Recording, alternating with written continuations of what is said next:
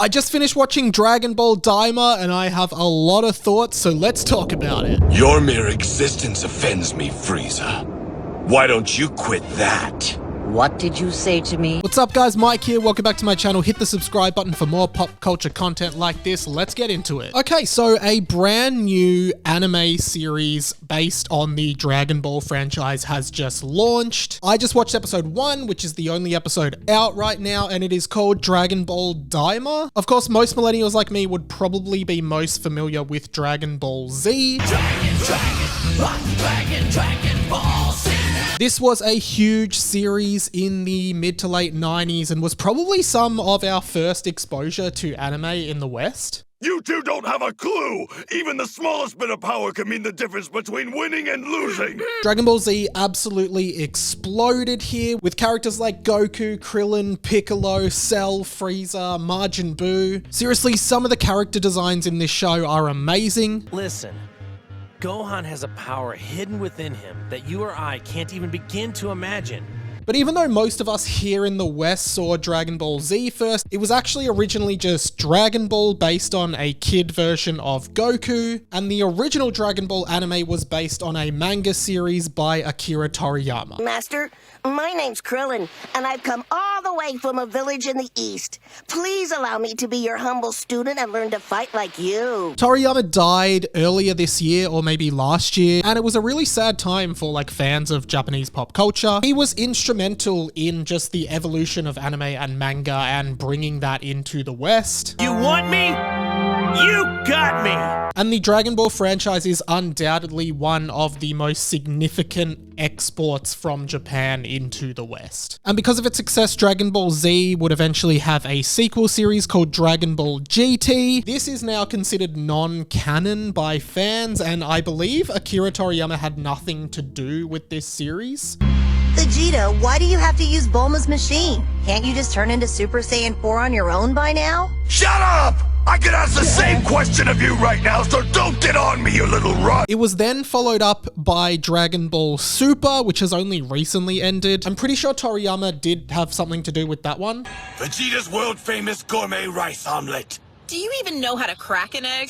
And finally, now we have Dragon Ball Daima. As far as I'm aware, this one is not based on an existing manga story, but this is the last piece of Dragon Ball media that Toriyama worked on before he died. I'm pretty sure he wrote all of it, and it is really exciting to have this sort of posthumous release. In fact, it's quite beautiful in a way. Now, I want to be really clear about this. I don't know enormous amounts about Dragon Ball. It has been a prominent part of my life. I've watched a lot of it, particularly when I was a kid. But in terms of the lore and storyline, I'm not going to pretend to be an expert here, but I did think because a new series was starting up, it would be a great place for me to restart and continue watching it. I think these characters and this animation is just so profoundly nostalgic to me. Like, it just reminds me of getting up before school and watching Dragon Ball Z on TV. You and this entire planet will be reduced to nothing but dust!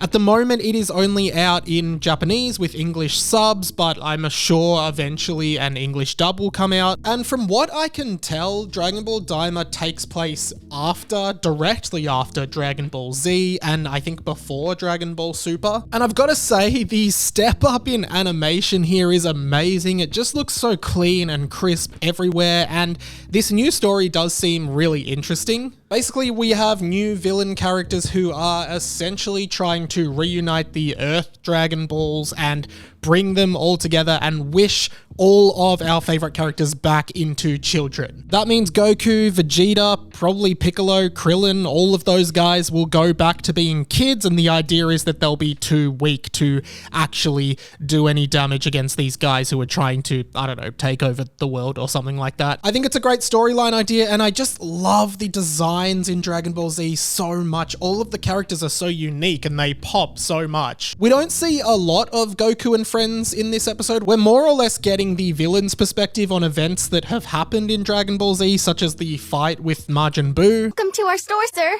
Can I help you get anything today, sir? What? Oh!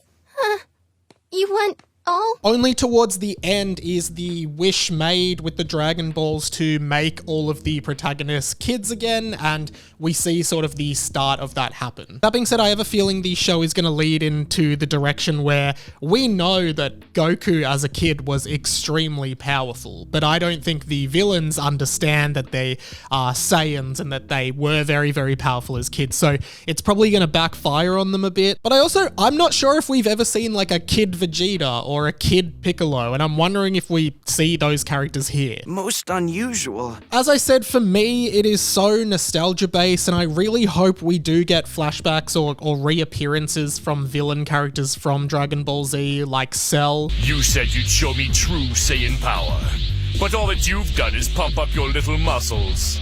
And there's nothing special about that.